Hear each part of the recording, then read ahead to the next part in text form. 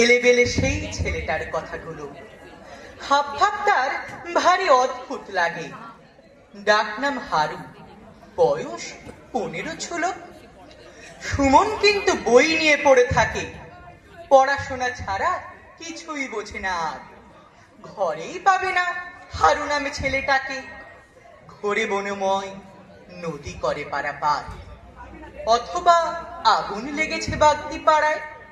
হারু চটপট আগুন নেভাবে গিয়ে, সুমন আসেনি, মন সে দিয়েছে পড়ায়। বসে আছে ঘরে এক রাস বই নিয়ে। যোগু বাউরির কেউ নেই সাতকুলে, আন্ত্রিকে কাল হঠাৎ গিয়েছে মারা। সৎকারে কারা নিয়ে যাবে কাঁধে তুলে হারুদের মতো এলেবেলে ছেলে ছাড়া? থ্যালাসেমিয়ায় ভুগছে ছোট্ট রুমি, হারুর মতোই বখাটে ছেলেরা মিলে রক্ত দিয়েছে। বলে বেঁচে ওঠো তুমি। সুমন জানে না রুমি মরে তিলে তিলে।